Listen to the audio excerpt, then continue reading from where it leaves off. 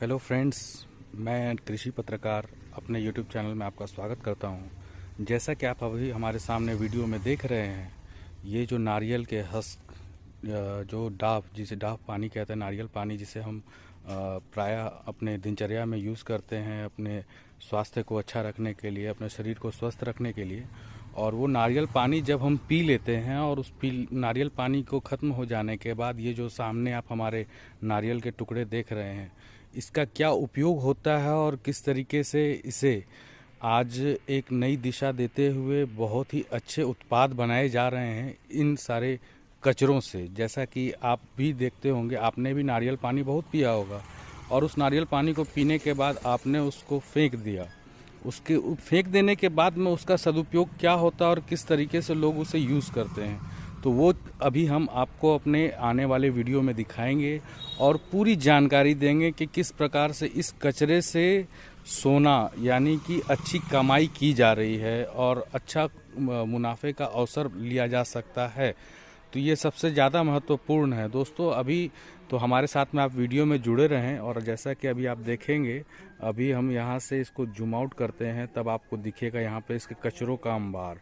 ये देखिए यहाँ पे कितनी मात्रा में नारियल के ये बोरे भर भर करके यहाँ पे रखे गए हैं और ये सारे कचरे जो यहाँ पर आए हैं, इनका क्या उपयोग होता है और किस तरीके से इससे कमाई का जरिया आप बना सकते हैं। तो ये सारी चीज़ों को समझने और जानने के लिए दोस्तों हमारे साथ में वीडियो में जुड़े रहें। आपको मैं थोड़ा सा दिखाऊंगा और भी कि वहाँ पे सूखे हुए नारियल कुछ पड़े हुए हैं, ये बोरों में से निकाल करके, ये जो बोरे खाली बोरे रखे हैं इसमें से नारियल निकाल करके रखे गए हैं। यहाँ पे ये नारियल कुछ कुछ सूख भी रहे हैं। तो दोस्तों बस हमारे वीडियो में जुड़े रहें और हमारे चैनल को सब्सक्राइब करें और ये महत्वपूर्ण जानकारी को अपने दोस्तों के साथ भी शेयर करें। तो बस अभी हम कुछ पलों में आपको अपनी आगे की तस्वीर दिखाने वाले हैं।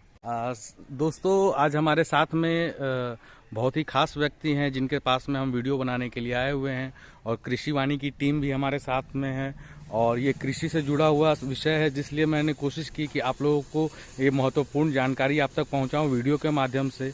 तो आज हमारे सामने में जो चितरंजन सर हैं, मैं इनसे जानना चाहूँगा कि ये किस तरीके से काम कर रहे हैं और इनका प्रोडक्ट क्या है और इनकी प्रोसेसिंग कैसे चल रही है।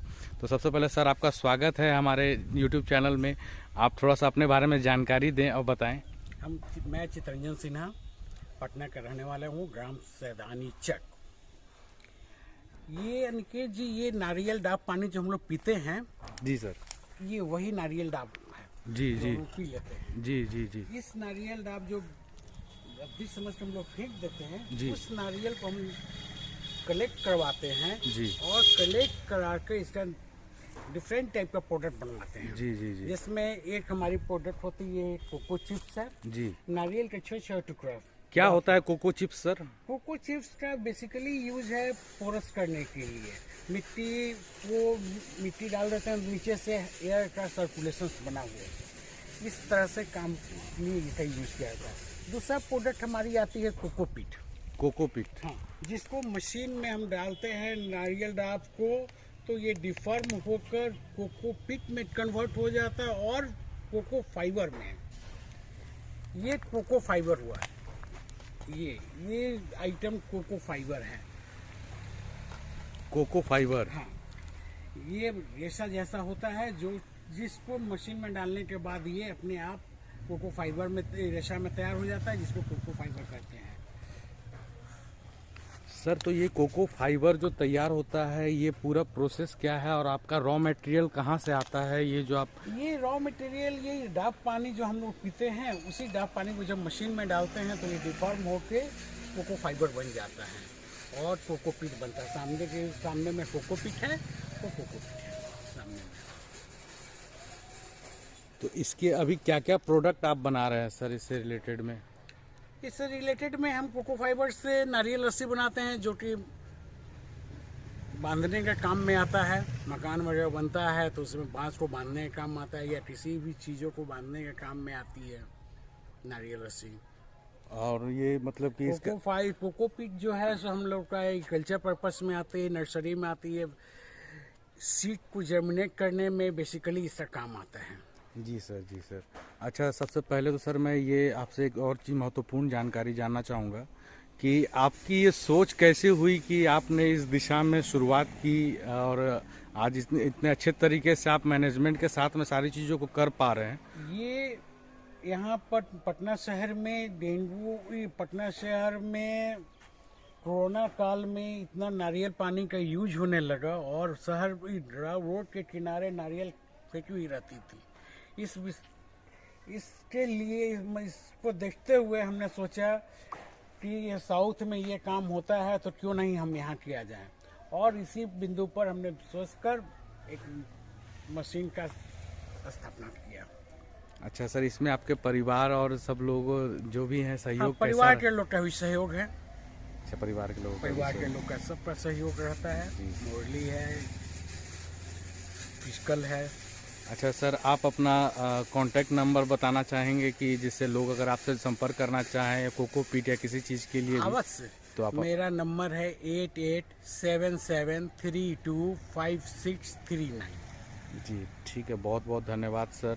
और हमारी कोशिश ये है कि मैं हमेशा आप लोगों तक नई नई जानकारियाँ अपने माध्यम से दिखाता रहूं और बताता रहूं, क्योंकि सर से हमारी मुलाकात हुई है और हमारा ये प्रयास रहता है कि अपने जितने भी व्यूअर्स हैं, जो भी दर्शक हैं, उन तक हम सही जानकारी पहुंचाएं और तथ्य के साथ में दिखाएं।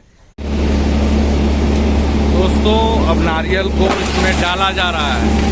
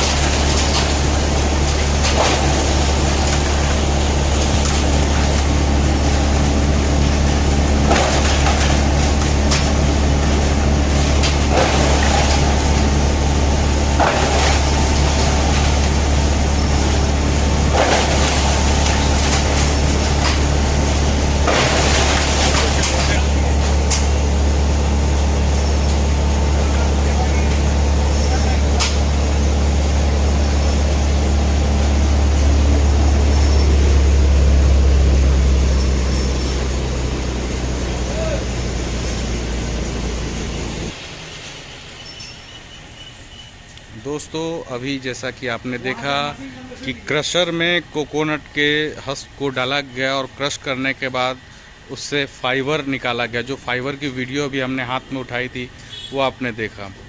और उस फाइबर को कलेक्ट करने के बाद ये एक फ़िल्टर है, फ़िल्टर जहाँ पे चलनी इसे बोलते हैं, उस फाइबर को से उसके महीन महीन टुकड़े को अलग किया जाता है और ये भी ऑटोमेटिक काम करता है। इसके लिए भी एक मशीन लगी हुई है जो इस चलनी के द्वारा बहुत सब चीज़ों को फिल्टर करते रहती है। और ये आप देख सकते हैं कि यहाँ पे भैया हैं, वो किस तरीके से वहाँ पे जमा किए गए फाइबर को उठा कर लेकर आ रहे हैं। ये देखिए, ये वहाँ से फाइबर को उठा करके लेकर के आ रहे हैं जो क्रश किया गया है और उसको फिर अभी यहाँ कोकोपीट को यहाँ पे डाल करके जो एकदम महीन टुकड़े होते हैं उसे लेकर के आए हैं और उसे छलनी में ये डाला हुआ, ये ऑटोमेटिक घूमता रहता है और ये से घूमते घूमते इसमें से ये छान करके इसको तैयार किया जा रहा है। ये जैसा कि हम आपको दिखा सकते हैं, ये देखिए बहुत ही सुपर फाइन क्वालिटी का है ये आप देख सकते हैं, बहुत ही अच्छा और सॉफ्ट। अभी इसमें एक फ़िल्टर और होगा और ये पूरा प्रोसेस हो रहा है। तो ये पहला प्रोसेस तो आपने देखा कि वहाँ पे उसे क्रश किया गया। दूसरा प्रोसेस है कि उसे क्रश को फाइबर अलग हो गया और उसके बाद जो छोटे छोटे टुकड़े बचे उसे इस चलनी से चाल करके कोकोपीट बनाया जा रहा है और जो मेन बड़े बड़े फाइबर होते हैं वो इसके अंदर रह जाते हैं। उसके बाद फिर हमारा ये थर्ड प्रोसेस होता है कि उसे हम कैसे एक्सट्रैक्ट करते हैं फाइबर को। ये तो कोकोपीट का दिखाया, अब फाइबर के ऊपर में आता है कि फाइबर से हम आगे का क्या प्रोसेस करते हैं।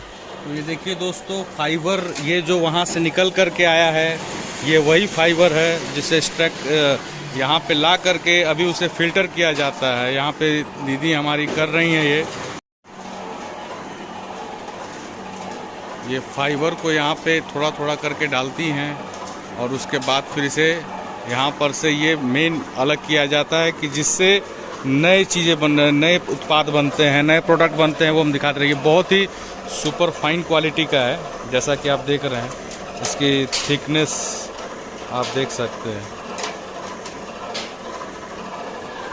ये यहाँ से ये फिल्टर लगा हुआ है जहाँ से ये निकल कर के आता है, यहाँ पर से इसके डाला गया है। इसमें अभी मॉइस्चर नमी की मात्रा है जिसके वजह से ये भीगा हुआ नज़र आ रहा है, कुछ कुछ सूखा हुआ है और ये धीरे धीरे फिल्टर हो कर के यहाँ पे आता है और उसके बाद फिर हम इसके आगे के प्रोसेस को लेकर दिखाते हैं। ये देखिए दोस्तों, ये फाइबर जो एक्सट्रैक्ट होकर के निकला है, इस फाइबर को किस तरीके से ये मशीन में डाला जा रहा है और मशीन में डालने के बाद यहाँ पे एक रोलर लगा हुआ है। इस रोलर के थ्रू आपको नेक्स्ट बॉक्स में ये मशीन लेकर के आती है। ये देखिए, ये मैट के रूप में, ये प्लेन मैट के रूप में ये दूसरे रोलर में आती है और यहाँ के बाद फिर इसे आगे प्रोसेस करके लाया जाता है। और यहाँ प्रोसेस जो आगे में होता है अभी हम वीडियो में दिखाएंगे आपको। ये प्रोसेस में 4 लाइन में बन करके निकलती है, पहला, दूसरा, तीसरा, चौथा। ये चारों लाइन है और ये चारों लाइन मिल करके ये 2 पॉइंट, वो 2 पॉइंट एक जंक्शन पे आकर के मिलते हैं और वहाँ से फिर ये वो बंडल बनते चले जाते हैं। तो ये इसका सिंपल प्रोसेस है जिसमें पूरे एक्टिविटी को ऑपरेट किया जाता है। तो इसमें बहुत ध्यान देना पड़ता है कि कहीं पे कोई जॉइंट मिसिंग ना हो और उसमें कहीं कोई मोटा ना आ जाए। देखिए भैया मशीन पे उसको ठीक करने की कोशिश कर रहे हैं। तो ये बहुत ही खास और टेक्निकल चीज़ें होती हैं और इसमें बहुत ही खास ध्यान देना होता है। तो ये जो वीडियो अभी हम आपको दिखा रहे हैं ये एकदम फैक्ट्री में है और ये यहाँ की रियलिटी है। तो इस चीज़ में कितना स्ट्रगल होता है वो भी आप देख रहे हैं। वहाँ पे वो बंडल है जहाँ पे इसको एक्सट्रैक्ट किया जा रहा है, जमा करके फिर उसके बाद इसे इस बंडल में से निकाल करके यहाँ पर इसे इस तरीके से ये लच्छियाँ बना करके तैयार की जाते हैं। ये सारी लच्छियाँ बनती हैं, इन लच्छियों के ये बंडल बनते हैं और ये पूरा ये रखा हुआ है, ये आप देख सकते हैं।